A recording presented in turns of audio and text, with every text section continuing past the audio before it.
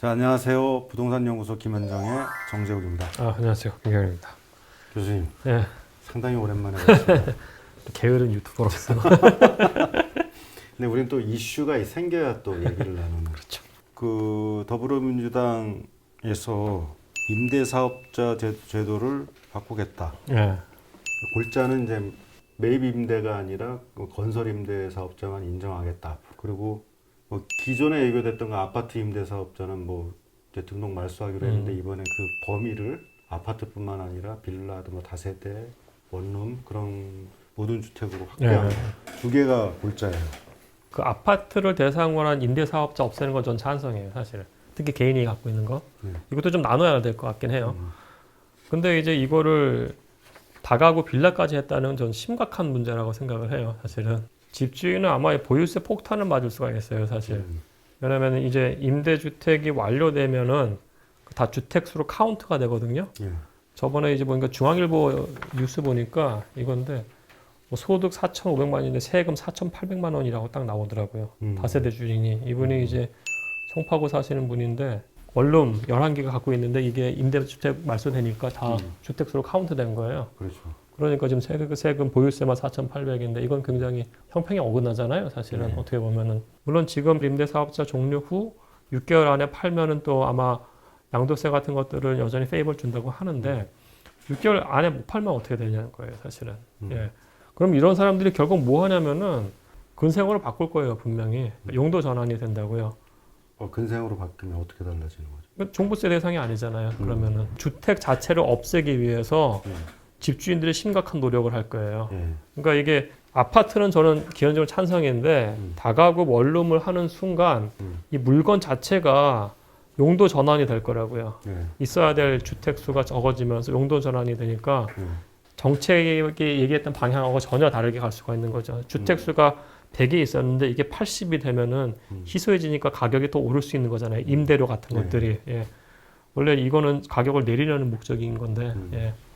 사실 이 임대사업자 등록제도 해갖고 여러 가지 세제 혜택이나 여러 가지 준 게 현 정부가 도입한 제도죠. 예, 그렇죠. 예. 그때 그 도입 취지가 뭐였어요, 목적이? 제가 기억하기에는 그 민간들이 이제 임대 물건들을 이렇게 좀 내놔서 많은 사람들이 이제 임차로 사는 사람들한테 주택량 자체를 좀 늘리자 그런 취지였던 것 같아요. 근데 저는 사실 거기서도 약간 문제가 됐던 게 아파트를 그런 식으로 한 건 좀 문제라고 생각해요. 아파트 자체를. 왜냐하면 이게 세제 혜택이 너무 세요. 특히 아파트 같은 것들에 대해서는.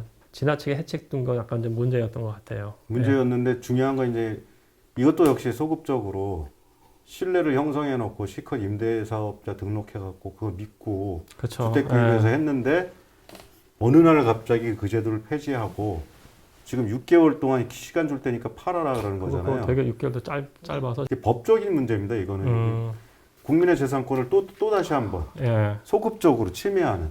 이게 사실 뭐 물건 하나 뭐 과자 한 봉지 샀다가 이제 이거 드시면 안 돼요. 그래갖고 버리세요라고 하는 문제가 아니잖아요. 그렇죠. 집이라는 게 고가의 자산인데 그런 문제가 있는 거고 두 번째는 이제 취지가 이런데 지금 보니까 집값 잡는 데 쓰는 것 같아요. 지금. 그렇죠. 물량을 내놓으라는 거예요. 그러니까 집값 안정하기 위해 물량을 내놓으라. 이 임대주택을 활성화하기 위해서 서민주택 공급을 위해서 한 제도를 나중에는 집값을 잡는데 그걸 풀으라고 해서 이 제도를 부정하고 매물을 시장에 많이 싸게 염가로 나오게 이렇게 전환을 하는 게 일관성이 있냐는 얘기죠. 저 없다고 보고요. 너무 없다고 보고. 아까 좀 전에는 굉장히 강하게 얘기하셨는데 카메라가 있으니까 점잖게 얘기하시는 것 같아요. 네? 아까 뭐라고 표현 지금 아니요. 미친 뭐 이렇게 얘기하는데. 아니 사실은 보면 그렇게 해서 물량이 많이 나올 거라고 이제 생각을 하는 거잖아요, 정부는. 근데 교수님은 그래도 매물은 안 나온다. 그러니까 이게 따로 봐야 되는데요. 아파트 같은 경우에는 아마 매물이 좀 나올 수는 있어요. 근데 아파트는 용도 전환이 안 되잖아요. 그죠? 근데 아파트는 이제 6개월 안에 팔면 양도세 엄청나게 절약을 하니까 나올 수도 있는 거죠, 사실 아파트는. 그럼 영가로 내놓겠네. 지금 마켓이 괜찮으니까 좀 팔릴 것 같아요. 싸게 내주죠. 근데 문제는 이제 유형 자체를 아파트뿐만 아니라 다세대, 다가구 원룸까지 해버린 게 좀 문제라고 생각을 해요. 그럼 여기서는 이제 두 가지를 할 거예요. 아마 제가 집주인이어도 예를 들어서 그거 이제 열심히 살아가지고 본인이 시장에서 장사하다가 그런 분들 많잖아요. 조금 집 하나 사서 원룸에서 제가 뭐 임대를 받고 있는데 이거 다 주택으로 카운트돼가지고 보유세 폭탄 맞으면 그걸 왜 하겠냐고요, 사실은. 그럼 이런 분들이 위치가 안 좋아 있는 데에 있는 다세대 다가구 주인들을 팔려고 할 거고요, 그죠? 위치가 괜찮은 강남이나 거기서도 임대주택 가능하거든요. 그 사람들은 오피스 수요가 있으니까 여기도 그렇잖아요. 오피스를 바꿔버릴 수 있는 거죠. 건축사한테 한 200만 원 주면은 용도 전환 해주는데 그러면 종부세도 안 맞고. 방금 말씀하셨을 때 위치가 안 좋은 이런 데는 나올 수 있다, 물량이 나올 수 있죠. 나올 수 있다. 예. 근데 실질적으로 지금 이제 주택을 매입하는 가장 큰 수요층이라고 하는 거는 30, 40대라고 생각하는데 그 사람들이 그걸 살까요? 안 사죠. 예. 왜냐면 그 사람들이 원하는 주택 유형은 아파트거든요. 그러니까 아파트에 맞춰서 하면 되는 거예요. 이거를 왜 다가구하고 빌라까지 다 포함시키냐고요. 예. 실제로 저기 저소득층이 아니면 우리 젊은 사람들이 주거용으로 실제로 그렇죠. 쓸고 예. 그렇게 재산 가치가 현재로서 그렇게 높지도 않는 그런 것까지 다 막아버리겠다. 예. 그러니까 이게 공급이 안 될 거예요. 약간 단계가 없어지는 느낌이긴 예, 해요. 이거 왜냐면 큰일 나는 거예요, 이거는. 20대가 처음에 이제 사회에 나와서 바로 집을 살 수는 없잖아요. 부모님 도움이 없으면.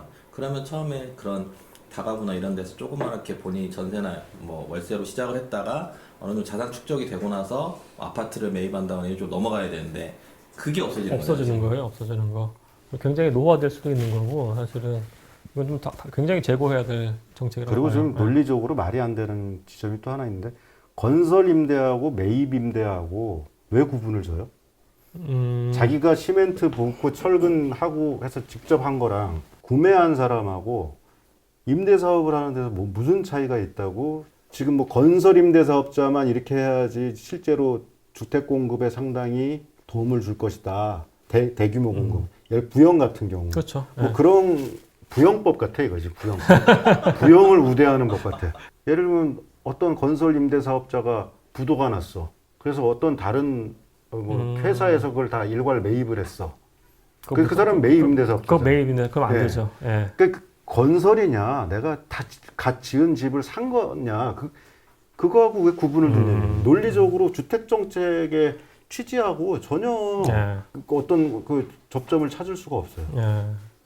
그러니까 저는 사실은 이게 막아야 될 게 개인들이 아파트를 사서 임대주택 등록해가지고 하는 것들은 좀 막아야 되긴 할 것 같아요. 그건 의미가 없잖아요. 그건 솔직히 사회적으로 의미가 없는 건데 큰 기업들이 임대 아파트 대규모로 짓는 시장을 열어놔야 되는 거거든요.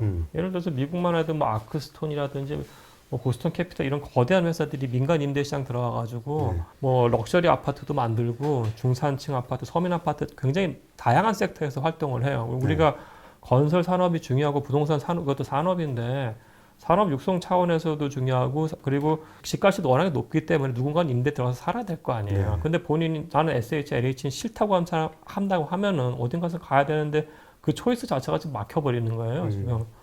그래서 지금 그 말씀하신 것처럼 정책을 좀 이렇게 모든 것들을 다 막아버리는 게 아니고 좀 약간 한 부분만 도려내야지 전체를 다 이렇게 흔들면은 전 심각한 문제라고 생각해요. 네. 저는 그리고 차라리 어떤 목적이 반대자가 좀 있더라도 우리는 이게 맞다. 뭐 국민으로부터 위임받는 권력을 가지고 있기 때문에 이렇게 밀고 가겠다라고 하면 나름 동의할 수밖에 없다고 봐요. 사회 구성으로서.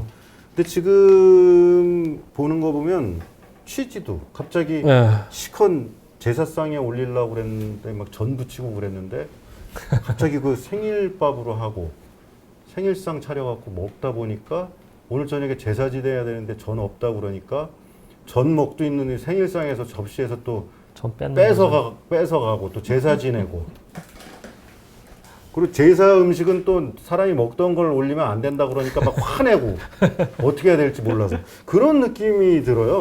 그러니까 일관성이 없는 거야 지금. 그러니까 이게 동의하기 힘든 게 차라리 하나의 방향으로 그냥 동일한 취지로 동일한 일관성을 가지고 쭉 가져간다면 수긍을 하겠는데 지금 임대주택 제도의 취지 그리고 이게 갑자기 집값 잡는 대로 또 쓰고 그렇죠. 근데 쓰다 보니까 또 쓸데없는 다른 다세대 원룸 뭐 그런 대로 또 확대해서 쓰고 매입하고 또 건설임대는 누구 발상해서 또 가져온 건지. 그럼 GS건설에서 했는데 GS건설이 망해갖고 대림건설이 그거 다 인수해서 하면 그 사람은 매입임대가 되는 거예요. 그렇죠. 그러니까 이게 지금 이 사람들이 생각을 하고 있는지 좀 이해가 안 가요.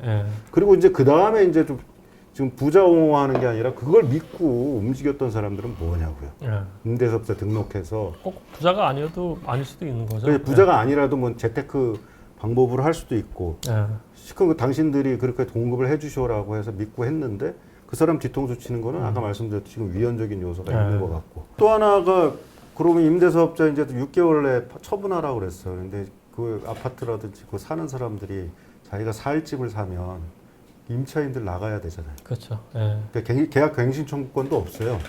본인이 주거용으로 자기 또는 직계존비속이 살 거면 계약 갱신 청구 못 하게 돼 있잖아요. 그렇죠. 그러면 이제 정말 살 여력도 없고 살 의사와 능력이 없는 사람들이 그냥 전세나 월세로 살고 있는 사람들도 나가야 된다. 그런 결과도 나올 것 같아요. 나가야 되는데 이제 다세대 연립 물량은 또 줄어 있을 수도 있는 거고요, 사실은. 그래서 좀 더 세밀하게 검토를 했으면 좋겠어요, 이 부분은.